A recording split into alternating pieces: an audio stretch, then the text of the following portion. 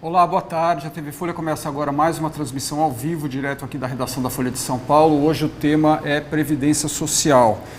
O governo do presidente Michel Temer apresentaria na sexta-feira, no dia 3, o início de um projeto para a reforma da Previdência. Isso já foi adiado. A nova data seria dia 10 agora de junho.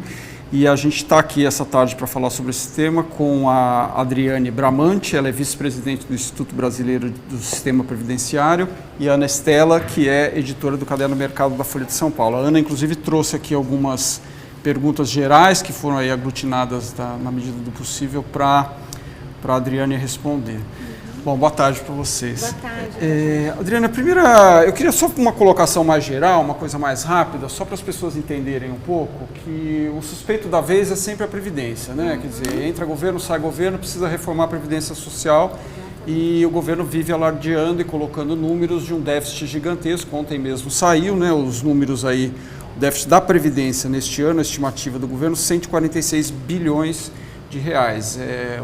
Para a gente ter uma ideia de comparação, o déficit total do governo está sendo estimado em cerca de 170, né, este ano. E uma das questões que a Previdência é o maior gasto do governo, né, 40% total do gasto, e uma das questões principais é a questão da idade mínima, né, que no brasileiro se aposentaria muito prematuramente, com 55 anos a média, quando em países desenvolvidos 65. Tem características diferentes do Brasil e tal. As pessoas começam a trabalhar muito cedo. Eu queria que você falasse um pouco, primeiro uma coisa mais, para a gente partir do geral, para depois entrar no particular das perguntas, Claro. por favor. É interessante você, porque quando a gente fala da reforma da Previdência, a gente está falando especificamente da reforma que atinge os trabalhadores urbanos, né, os trabalhadores assalariados. E a Previdência é bem mais do que isso? Bem mais do que isso. E Na verdade, a Previdência, desculpa. Não, é isso. E o déficit, grande parte do déficit vem de outras áreas. Talvez fosse interessante você apresentar tudo isso. Na verdade, os números de déficit eles são questionáveis, porque há outros estudos, o que se apresenta são os gastos e a arrecadação. Será que está nessa conta? Porque existe um estudo da Anfip, que é publicado todo ano, inclusive tem no site, se vocês pesquisarem, em que a Anfip é dos auditores fiscais da Receita Federal. Dos auditores fiscais da Isso, Receita. e eles publicam todos os anos que a Seguridade Social, que na verdade a Previdência faz parte de um sistema. Esse sistema envolve 3 grandes áreas, que é a assistência social, a Previdência Social e a saúde. E na Constituição Federal existe uma previsão de que toda a sociedade financia essa Seguridade Social. Então a empresa paga PIS, CS, Contribuição Social sobre o Lucro Líquido, SAT, FAP, contribuição patronal, arrecadação dos empregados, tem inúmeras outras, contribuição do concurso prognóstico. Quando a gente faz uma fezinha lá na casa lotérica, vai uma parte dessa contribuição para a Seguridade Social, jogos de futebol, também vai uma quantidade. Então, a forma de arrecadação da Seguridade Social é muito ampla e permite esse estudo da Anfip e também um outro estudo de uma tese de doutorado da doutora Denise Gentil, publicam e comprovam que a Seguridade Social, que é esse todo que arrecada, ela é superavitária. Mas, claro, ela é superavitária hoje. É preciso reformar para as gerações futuras. Por quê? É fato que nós estamos vivendo mais. É fato que nós estamos nascendo menos. Então, a taxa de fecundidade diminuiu. Hoje, nós tínhamos as pessoas mais velhas, os avós, os bisavós, tinham 8, 10 filhos, 16 filhos. Hoje, há quem se arrisque 2. Né? Há quem, louco que é chamado de quem tem 3. Né? Então, há uma diminuição da natalidade.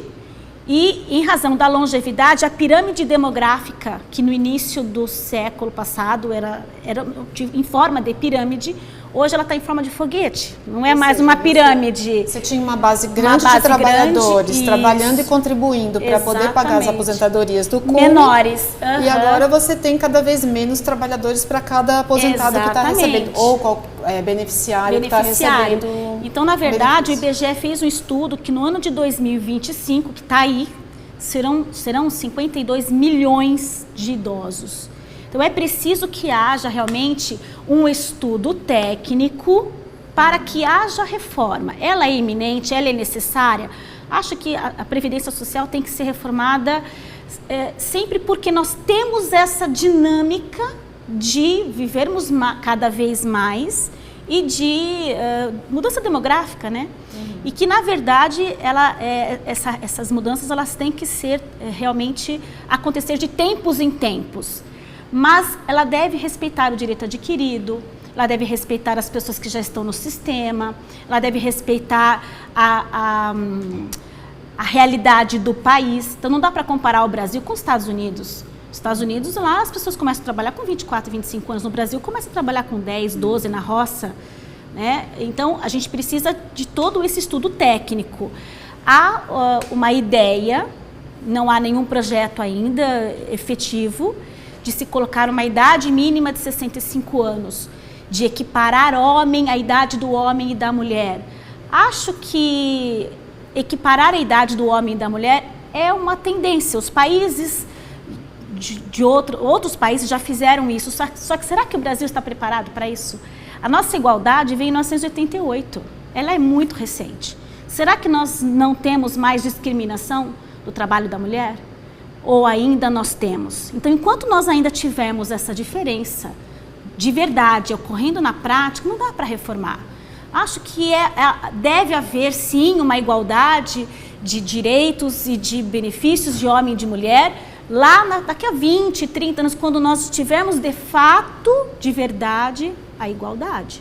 Adriane, mas o governo tem dito que deve certamente ter uma regra de transição para essa reforma. É o que nós esperamos. Vai ser uma reforma de um dia para o outro. Né? É o que a gente espera, mas assusta, né?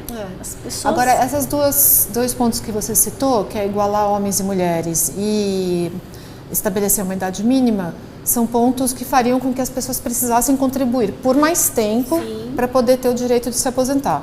Mas a reforma, como um todo, ela tem outros pontos que também implicam pagar benefícios menores, não? Você não quer entrar um pouco nessa? Um dos pontos da reforma é desvincular os benefícios do salário mínimo. E antigamente, até 1988, a Constituição não previa que o benefício tinha que ser no mínimo o salário mínimo. Antigamente existia o salário de referência e o salário mínimo. Então as pessoas falam, eu paguei sobre 20 salários. Eram 20 salários de referência, não 20 salários mínimos. Depois nós tivemos a vinculação do salário mínimo e hoje há a ideia de se desvincular. Só que isso, na verdade, tem que mexer com a Constituição Federal. Sim, a Constituição Federal tem uma proposta de emenda constitucional para desvincular esse salário e, na verdade, o salário mínimo é aquilo que vai garantir o mínimo de subsistência para esse segurado. Você desvincular o benefício e vincular isso a um salário, qual será esse salário? Se o R$880 já não dá para ele pagar todas as despesas, você desvincular isso, reduzir demais os direitos sociais que foram conquistados com a Constituição Cidadã de 1988. A Previdência tem hoje mais ou menos 27 milhões de beneficiários, 1/3 é rural e 2/3 são urbanos. Né? Sim, Esse 1/3 rural, praticamente todos recebem salário mínimo. Dos 2/3 urbanos, que quantidade mais ou menos recebem? A média de salário, isso é publicado todo ano, está em torno de mais ou menos R$1.200, R$1.300. Não é uma média de salário alto. Então não dá para dizer que é o 1/3 dos beneficiários que ganham o salário mínimo que estão provocando rombo na Previdência Social. Porque os trabalhadores rurais, eles foram alijados do sistema de previdência social, eles só foram incluídos em 1988. E para que eles tenham o incentivo para que eles fiquem trabalhando na área rural, para que eles tenham a dignidade de continuar trabalhando na área rural, porque nós só temos comida hoje no nosso prato porque existe trabalhador rural. Porque o dia que não tiver trabalhador rural, que se nós não tivermos incentivo para esses trabalhadores rurais continuarem na roça, trabalhando na agricultura, vai haver um desequilíbrio, porque houve, na verdade, uma erradicação da pobreza muito grande depois que os trabalhadores rurais tiveram toda essa proteção. Você imagina 1/3 de 25 milhões. Mas uma das discussões que se faz é justamente que a aposentadoria rural é um benefício social, é uma assistência social. Não é exatamente previdência, já que previdência. Eles não precisam ter contribuído por um... Ele não entra no ponto de vista de como é o sistema previdenciário, atuarial, ou seja, um tipo de seguro. Você contribui durante um tempo com todos os cálculos de mortalidade, de número de trabalhadores, tudo mais, para que você tenha um bolo compartilhado no qual todo mundo contribui, inclusive empresas, etc., e consiga pagar para quem trabalhou. O trabalhador rural, ele sai dessa lógica. Ele tem direito à previdência, ainda que ele não tenha contribuído. Mas ele tem a contribuição. A contribuição é diferente, porque ela é sobre a comercialização da produção, daquilo que ele vende. Existe uma contribuição e a Constituição Federal, ela assegura que cada um paga de acordo com a sua capacidade contributiva. Então, não adianta eu exigir do segurado especial uma contribuição mensal de carnezinho paga no banco, porque ele está a 30 quilômetros da cidade. Não vai conseguir pagar no banco, não tem internet, é uma outra realidade. Então, existe sim a contribuição, só que ela é diferente, ela é sobre a comercialização da produção daquilo que ele vende, daquela arrecadação familiar, né? Então, além da questão do rural, que a Ana colocou bem aqui, que você defende que seja mantida, inclusive a correção pelo salário mínimo, etc., o que você diria dos benefícios da LOAS, né? A Lei Orgânica de Assistência Social, que são benefícios, por exemplo, uma pessoa tem um filho excepcional, ela entra com pedido na Previdência e ele, lá a partir dos 4 anos, digamos que consegue o benefício, ele vai ganhar esse benefício para o resto da vida, não contribui. Você acha que esses benefícios, eles deveriam continuar, por exemplo, vinculados ao salário mínimo também? Tecnicamente não, porque é assim, só para esclarecer o leitor, né, quem está nos assistindo, o benefício da LOAS, chama Lei LOAS porque é Lei Orgânica do Amparo Social. Isso, do Amparo. E esse benefício precisa comprovar estado de miserabilidade. Então, não é porque tem uma pessoa deficiente que vai haver a concessão do benefício automaticamente. Não, porque a renda familiar não pode ultrapassar 1/4 do salário mínimo. E agora já tem decisões de que esse 1/4 deve ser meio salário mínimo. Já evoluiu para isso. Então, precisa comprovar esse estado de miserabilidade para que haja a concessão desse benefício assistencial ao deficiente e ao idoso aos 65 anos. Também foi uma maneira de trazer para a Seguridade Social essas pessoas que estavam desprotegidas, porque você sabe que uma pessoa deficiente tem muito trabalho, dá muito gasto e tudo mais. Mas concordo que o benefício da LOAS não deveria ser o mesmo valor do benefício previdenciário, porque desprestigia aquele que nunca contribuiu. Aliás, desprestigia aquele que contribuiu em detrimento daquele que nunca pagou, daquele que pagou. Então, quer dizer, pode ser um estímulo para quem vai ser... o cara tem lá 50 anos, ele vai ter o benefício aos 65, para que eu vou contribuir 15 anos? Exatamente. Há uma distorção hoje na lei que... Eu tenho, por exemplo, o Estatuto do Idoso relativizou esse critério. Então, eu tenho, por exemplo, numa casa, eu posso ter 2 benefícios assistenciais. O cônjuge, a renda per capita desse cônjuge não entra no cálculo da renda per capita de outro cônjuge. Então, eu posso ter numa casa 2 benefícios assistenciais de quem nunca contribuiu. Agora, se eu tiver digamos que o segurado tenha se aposentado por idade, não era assistencial. Ele contribuiu 15 anos e se aposentou por idade. A esposa dele não tem direito ao benefício assistencial, porque o benefício dele é de natureza previdenciária e não assistencial. Cabe ação na justiça, cabe uma discussão, mas enfim, administrativamente ele não vai conseguir, porque o benefício... Então, vejam que o mesmo valor de benefício, eu tenho aquele que pagou e acaba tendo uma situação pior daquele que contribuiu, de que nunca contribuiu. Então, é uma distorção e acho que assim, deveria haver uma sistemática diferente, talvez de concessão, mas sempre preocupado com essa preservação dos direitos sociais, do equilíbrio, dessas questões de aposentadoria, de assistência social. Em relação à previdência mesmo, né? A previdência urbana, trabalhador, carteira assinada. Você estava comentando com a gente que a proposta de reforma ainda está sendo discutida. Sim. O governo está esperando receber a proposta das centrais sindicais, que ontem decidiram que vão propor que se reveja como é feita a arrecadação, que se cobre as empresas que estão inadimplentes, se aumente a alíquota que é cobrada sobre jogos de azar, jogos de futebol, etc. Não devem propor nenhuma mudança em relação aos benefícios em si.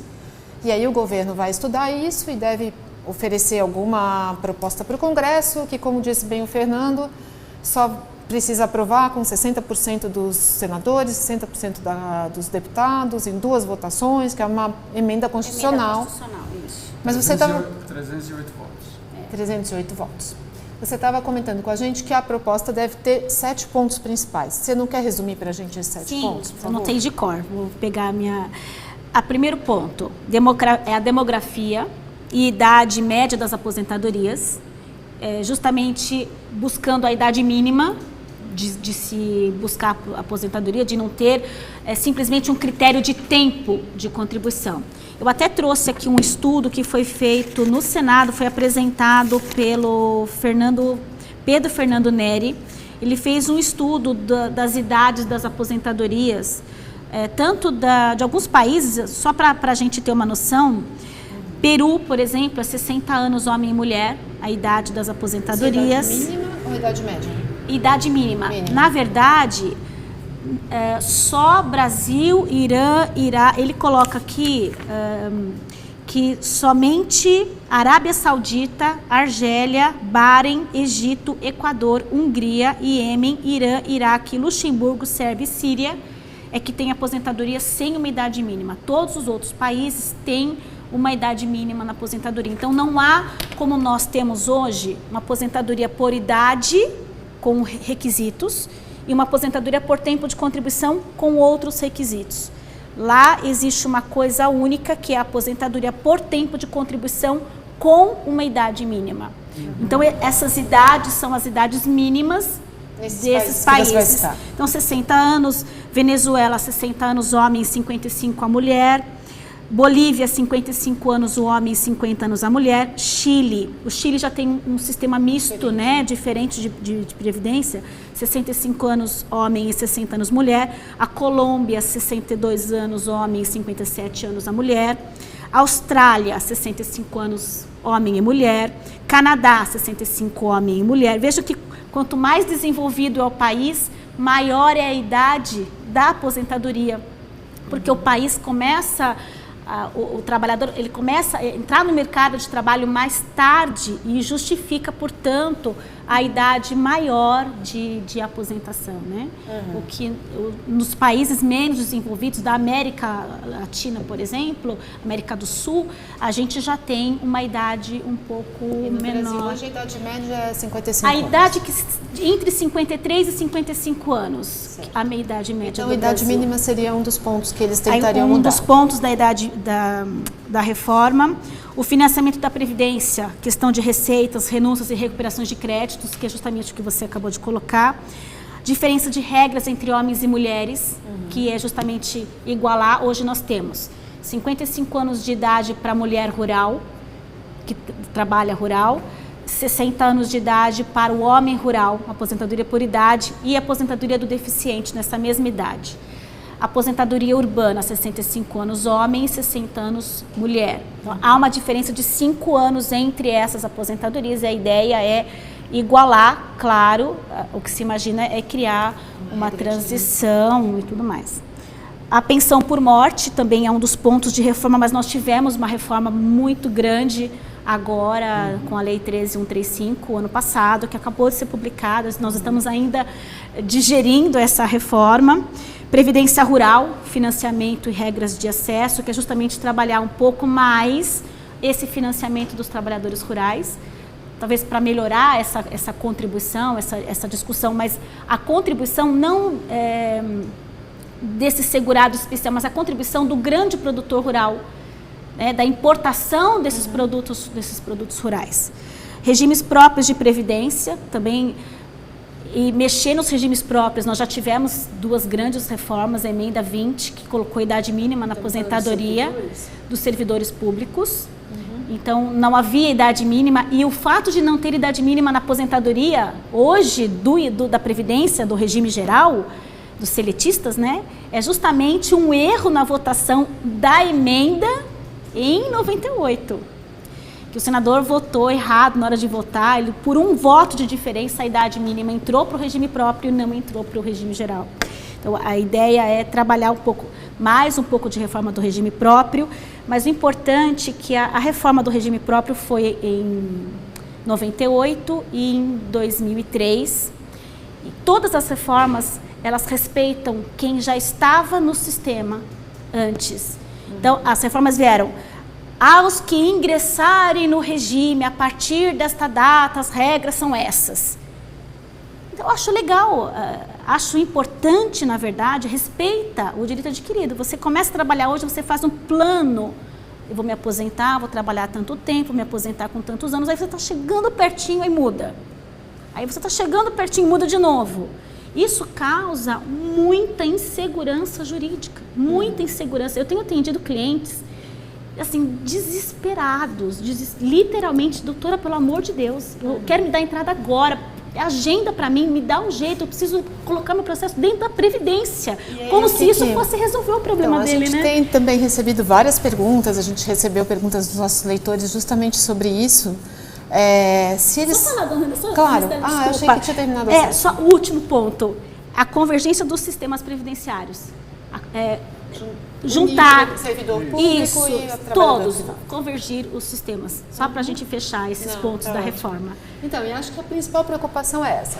O trabalhador já atingiu todos os requisitos para pedir aposentadoria pelas regras que nós temos hoje, que é ou o fator 85-95, ou ele consegue pelo fator previdenciário se aposentar porque ele tem 30 anos ou 35 de contribuição. Ele precisa sair correndo para se aposentar agora? Não precisa, Nestela, e é muito importante essa informação, porque as pessoas estão literalmente desesperadas. Porque o governo, não, é 65, e as pessoas acham que amanhã vem a reforma e amanhã é 65 anos, ele não vai mais conseguir se aposentar. Aquele que completou o direito, que já tem 35 anos homem, 30 anos a mulher, e já tem o direito de se aposentar pelas regras atuais, ele não precisa sair correndo, porque o direito dele está adquirido. Hoje eu atendi um cliente, um segurado, então é assim, ele tem direito adquirido à aposentadoria hoje com fator previdenciário. Se ele esperar mais 2 anos, ele vai ter direito à fórmula 85-95. A vantagem é que ele não tem mais desconto nenhum na aposentadoria. Exatamente. Só que o que é o direito adquirido dele? Ele tem direito adquirido a essa aposentadoria hoje com o fator previdenciário. Aquela aposentadoria de 2018 é uma expectativa de direito. Ele não tem o direito adquirido a ela. Ele vai esperar. O que eu tenho sugerido para os segurados? Se vier uma reforma, se vier um projeto de lei que vá prejudicá-lo, ele vai dar entrada hoje com o fator previdenciário, porque isso já integrou o patrimônio jurídico dele, ninguém vai mexer nisso. Aquela expectativa da fórmula, infelizmente, em razão da reforma, não foi possível, mas ele pode dar entrada na aposentadoria pelas regras vigentes hoje, ele já adquiriu o direito a isso. Não é uma opção dele esperar. Eu acho que não tem que sair correndo, acho que o projeto não é de um dia para o outro, da noite para o dia, que ele pode esperar o projeto, a proposta de emenda, a proposta de discussão ser encaminhado ao Congresso. Bom, o que nós temos ali previsto? Eu me encaixo ou não me encaixo? Vai piorar, vai melhorar? E aí, então, ele decide se dar entrada ou não. Por exemplo, o caso do Jurandir Guimarães. Oi, Jurandir. Ele vai atingir 38 anos de contribuição, agora com pagamento de julho, Tá. em referência ao mês de junho. E com a idade dele, ele chega aos 95, então ele se qualifica para o 95. Aí ele pode Perfeito. receber aposentadoria sem nenhum desconto. Veja, o Jurandir já tem direito aos 35 anos com fator, certo? A expectativa de sobrevida, a fórmula é uma expectativa, mas não acredito que vá acontecer isso em 30 dias. Sim. Isso vai passar pelo Congresso, como o Fernando mesmo Que não colocou. tem nem prazo hábil pra Não, isso. eles vão entrar em férias. Esse ano é um ano político, porque tem eleições, tem Olimpíadas. Então, não acredito que deva sair alguma reforma antes das eleições, porque tem todo um problema no Congresso, de quem votou, um problema político, né? Então, acredito eu que isso pode ser encaminhado, mas votado efetivamente, não acredito que saia antes. Mas, assim, é tudo tão temerário, né? A gente não consegue... E uma vez votado, passa a valer a partir do momento em que é assinado, promulgado Isso, e publicado no Diário Oficial. Exatamente. Então, por exemplo, eu tenho aqui o caso do Fábio Matsui. No caso dele, falta 1 ano para ele se aposentar com 35 anos de contribuição. Então, aí seria Ele pelo não tem fator direito previdenciário. adquirido. Ele ainda não tem, ele tem só uma expectativa de direito. É isso aí. Então, ele vai ter realmente que esperar para ver em quanto tempo se faz a reforma e Como depois... vai ser a transição? Porque provavelmente, por exemplo, ele pode ter 35 anos de 34 anos, ele pode ter, por exemplo, 50 anos de idade. Então, se colocar que a transição vai começar aos 53, vai se exigir 3 anos, pelo menos 53 anos de idade. Não estou dizendo que vai ser, Fábio, pelo amor de Deus, eu só estou dando um exemplo, que se criarem uma lei, um projeto que a idade mínima vai começar aos 53, ele tem 50, ele vai ter que esperar, embora falte, veja só, embora falte 1 ano, como ele não tem o direito adquirido, ele vai precisar esperar os 3 anos, que é a idade mínima que se pretende colocar, se por acaso, hipoteticamente, for isso que acontecer. Ou torcer para levar mais de 1 ano para ter uma assinatura do presidente. Ou torcer na até que ele reforma. chegue, ou ele pode verificar na contagem de tempo dele se ele tem tempo rural, se ele serviu o exército, se ele tem insalubridade, para buscar os formulários de insalubridade, porque aumenta o tempo. Com isso, ele pode já ter atingido os 35, se for o caso. E ele se informa sobre isso na própria Previdência? Na própria Previdência. Ele pode agendar um atendimento no site da Previdência. Então tem casos específicos que permitem que o trabalhador antecipe a sua aposentadoria? Sim, sim. No caso quando trabalha exposto a agente nocivo, hospitais, metalúrgicas, calor, ruído,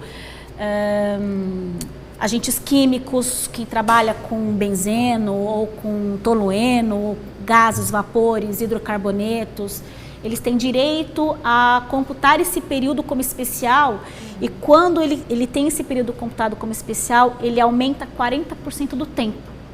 Então, numa linguagem mais clara, a cada 5 anos, em linhas gerais, aumentam 2 anos. Ele não precisa ter 5 anos, mas só para ele ter uma ideia do aumento. A cada 5 anos de tempo especial, em vez de 5, ele terá 7. Seria bom para jornalista que trabalha com notícias O tóxicas e jornalista, assuntos... O jornalista tinha uma aposentadoria especial que Tô foi brincando, mas eu extinta. sei, insalubridade, eu sei. Gente chata não dá. No caso da Aparecida, Adriane, ela vai fazer 60 anos este ano. E ela já tem 28 anos de contribuição, mas ela está dizendo que vai se aposentar por idade. E ela está perguntando se vai poder se aposentar apesar das mudanças que o governo quer realizar. Acredito que sim, Aparecida, que vai conseguir mudar. Que o aniversário dela é em outubro. Na verdade, Ana Estela, o que acontece? Vai precisar existir, se eles colocarem uma idade mínima na aposentadoria, não tem sentido nós termos 2 aposentadorias, uma por idade, uma por tempo de contribuição. Vai haver deve haver uma tendência de haver uma unificação dessas aposentadorias, por idade, com um tempo de contribuição mínimo. Para não ter uma aposentadoria por idade com 15 anos, não tem sentido eu ter uma aposentadoria por idade que exige só 15 anos de contribuição e eu ter uma outra com idade mínima que exige 35. Claro. Porque ninguém vai querer pagar 35, paga 15 e aposenta com 60, você concorda? Não tem sentido, desestimula aquela contribuição. Então, a Aparecida, que já tem 28 anos de tempo, está na iminência de completar os 60, como nós acreditamos que deve haver uma transição e ela está buscando uma aposentadoria por idade, não vi nenhum projeto em relação à mudança para ela. Mas eu acredito que como há uma tendência de colocar uma idade mínima na aposentadoria, talvez neste projeto ou em outros futuros deva haver uma unificação dessas aposentadorias. Não agora. Ela vai conseguir se aposentar tranquila. Eu já não sei se eu vou conseguir me aposentar, mas ela vai. Se ela tem 60 anos e 28 de contribuição, ela já não ela não poderia... pode aposentar com os 85 pontos. Já vi seu raciocínio. Por quê?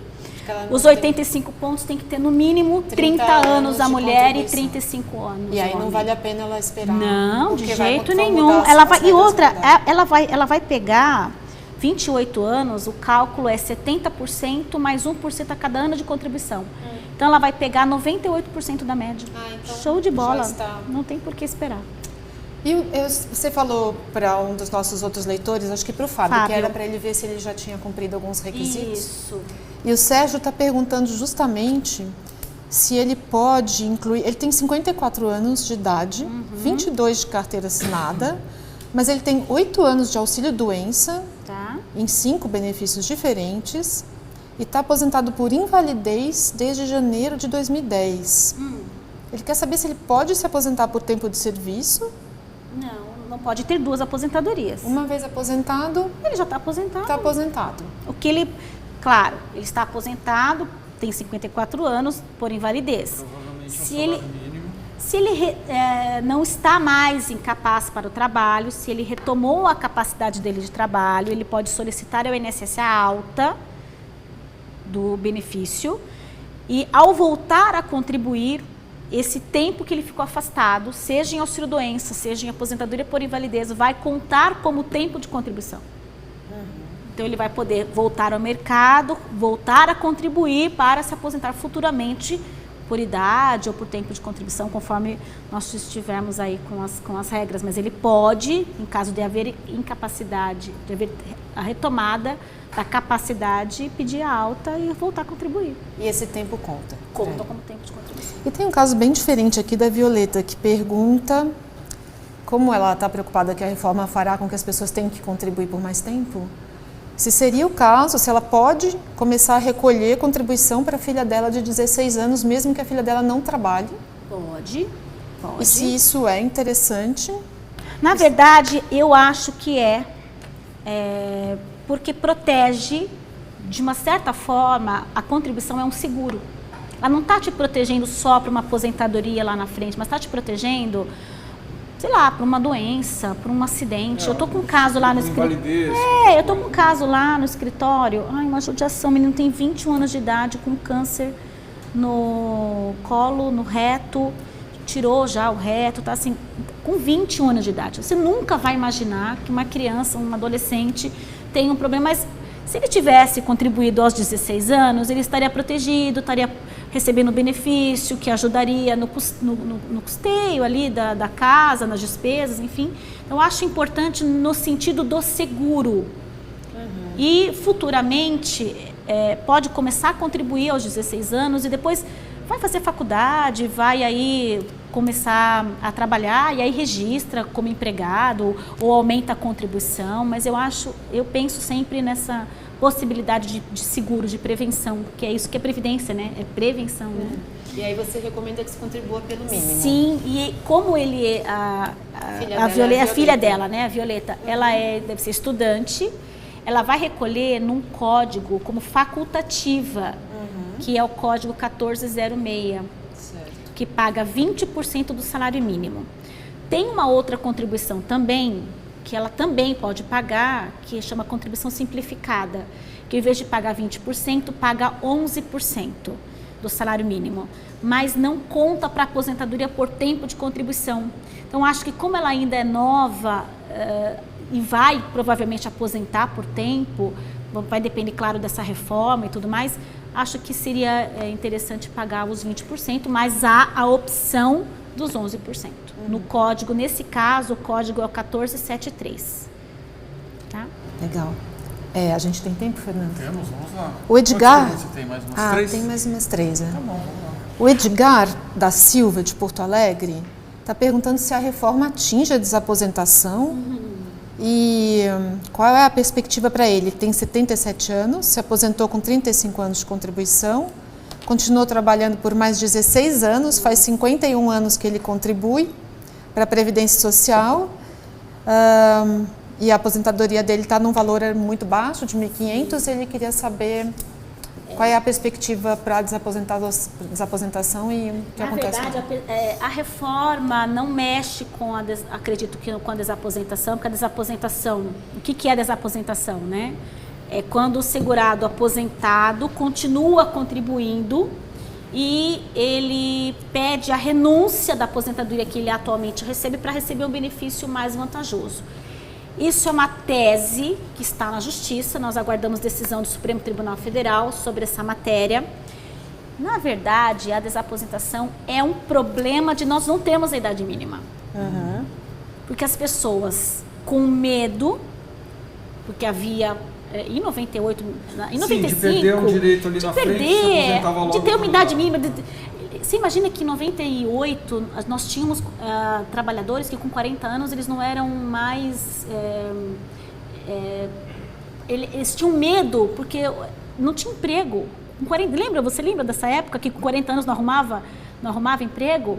Ia lá, 40 anos, passou de 40 anos, não tem mais emprego. Então, isso é histórico, faz parte da nossa história. Então, as pessoas, o que faziam? Principalmente os homens desesperados, como é que eu vou garantir a subsistência da minha família? Eu vou me aposentar, pelo menos arroz e feijão não vai faltar. E se aposentaram de qualquer jeito. De 95, principalmente a 98, o número de aposentadorias foi enorme por causa da PEC 33, de 95, que queria a idade mínima na aposentadoria. O Fernando Henrique chamou todos os aposentados de vagabundos e tudo mais. Então, isso aconteceu das pessoas como o Edgar se aposentaram mais cedo, continuaram trabalhando, e essa contribuição depois de aposentado, antigamente nós tínhamos o pecúlio, que você aposentado continuava trabalhando, quando parava de trabalhar, ia lá, pedia o pecúlio, pegava de volta a contribuição. O governo tirou o pecúlio e continuou a contribuição. Para quê? Para dar salário família, que é 30 e poucos reais, 40. Reabilitação profissional, que não é um benefício, é um serviço. E salário maternidade, quem é que é aposentado ainda vai engravidar? Aposentada. Então, para dar isso, melhor não dar nada, né? E essa revolta provocou essa tese da desaposentação, que estão todos agora aguardando, são 180 mil processos a nível de Brasil, 183 mil mais ou menos, aguardando decisão do Supremo Tribunal Federal em relação a essa tese. O Edgar, especialmente ele, como ele pagou 16 anos e já tem 77 de idade, ele já cumpriu toda a carência para uma aposentadoria por idade, para uma nova aposentadoria, sem precisar daqueles 35 que ele já pagou. Então ele teria direito a essa aposentadoria, que na verdade precisa do quê? Do STF, do Supremo Tribunal Federal, autorizar essa renúncia. Não acho que a reforma, Edgar, vá te atingir, porque quem tem essa idade, esse tempo de contribuição, não tem problema em relação à reforma que está sendo discutida. Entendi. O problema dele é o Supremo Tribunal Federal e a questão do déficit, do equilíbrio financeiro atuarial, dessa questão toda, que é o grande problema no critério econômico. Né? Então, imagino que o caso do Jurandir também esbarre no Supremo, porque ele está se aposentando agora, mas ele está perguntando, se eu retornar ao mercado com carteira assinada, como é que eu posso complementar a contribuição para chegar ao teto do benefício? Não vale a pena. Não, nem pode. Se ele já está aposentado, não tem porquê. Porque, se ele já está aposentado e vai voltar ao mercado, ok. Mas voltar a contribuir na espera de ter essa nova contribuição incluída na aposentadoria, não faça isso. Tá? E uma outra coisa importante, Ana Estela, é quando ele fala da complementação. Isso eu vejo muito no meu escritório. As pessoas, por exemplo, eu ganho 3 mil reais na minha empresa, o teto é 5.100, então eu vou pagar mais 2 mil para eu completar a minha aposentadoria, para me aposentar com o teto. A Previdência não soma. ela não soma 3 mil mais 2. Existe um problema na lei, um problema que tentou ser revogado o ano passado, mas infelizmente não foi. A Previdência pega a atividade principal, a mais antiga, e essa segunda atividade, ela faz um cálculo de percentual. Então, por exemplo, eu tenho 35 anos numa atividade, e aí os últimos 10 eu complementei. A Previdência vai pegar esses 10, vai fazer um cálculo, 10 35avos, e aplicar o fator previdenciário em cima disso. Então, não vai somar. Outro dia eu fiz um cálculo, eu peguei uma carta de concessão, sabe quanto acrescentou na renda? R$ 2,28. Então, para essa sua cliente, talvez o melhor fosse pondo esse dinheiro no fundo de investimento. No fundo, não na Previdência, porque com o sistema atual não vale a pena fazer essa complementação, porque não vai complementar, não soma 2 mais 2, vai somar 2 com menos 1. Tem uma pergunta aqui do Nilson sobre a aposentadoria proporcional. É uma regra que foi extinta em 98, mas que ainda tem casos, quem estava já no regime antes, ainda pode usar a aposentadoria proporcional. Como é o nome dele? É o Nilson Pinto. E ele queria saber se isso pode ser afetado pela reforma. Na verdade, a aposentadoria proporcional, ela foi extinta em 98, nós estamos numa transição. A aposentadoria proporcional, ela é terrível, péssima, porque tudo que foi de ruim ficou para essa regra de transição. Enquanto na aposentadoria, na regra permanente, não tem idade mínima, não tem pedágio, tá tudo lindo, maravilhoso, na regra de transição tem idade mínima, de 48 anos de idade a mulher e 53 o homem, tem que ter 30 anos ou 25 e tem que ter 40% de pedágio do tempo que faltava para a aposentadoria e ainda aplica o fator previdenciário. Então, tudo de ruim está nessa regra de transição. A gente só orienta a aposentar na proporcional quando é salário mínimo, que aí não tem jeito mesmo, porque é mínimo, ou quando o segurado está realmente muito desesperado e não tem jeito, não vai contribuir mais, se deu por vencido e vai aposentar na proporcional, porque ele tem uma redução de 60%, 70% da média. Então é muita redução nessa aposentadoria proporcional. E hoje nós já estamos acabando com essa proporcional, porque o pedágio ele é calculado em cima do tempo que o segurado tinha em 98. Como já vai fazer 20 anos, já tem 18, o tempo do pedágio já está superando os 35 anos. Então, está acabando a aposentadoria proporcional. Não acredito que a reforma venha falar disso, porque ela não existe mais. Certo. Então, não acredito que seja um dos requisitos de reforma, porque eles estão pensando na idade da aposentadoria. E nesta, como já foi extinta, acredito que não entre na reforma. Quem tiver direito de implementados os requisitos, tiver direito à proporcional, vai aposentar na proporcional, mas lembrando, Nilson, só se realmente for o caso de desespero total ou de salário mínimo, porque o valor da renda é extremamente baixo e não vale a pena aposentar na proporcional. Às vezes ele está com 34 anos, por exemplo, e vai ter uma redução de 70%, de 60%. Se ele esperar 35, ele não tem... vai ter o fator previdenciário, vai pegar uns 35% de redução, mas não vai ter 60%. Ainda vai compensar. Ainda vai compensar. Bom, Adriane, te acho agradeço que vale a muito. Vamos acompanhar aí como é que avança o projeto de reforma e a gente volta a conversar. Os leitores que quiserem continuar mandando perguntas, podem mandar pelo site da Folha, tem lá o link Fale com a Folha, tem as perguntas do Folha Invest, podem continuar mandando perguntas, que a ideia é a editoria de economia da Folha fazer várias matérias sobre isso e outros programas sobre o assunto. Obrigada, Fernando. Obrigada. Muito obrigado, hein? Obrigada eu. Um prazer.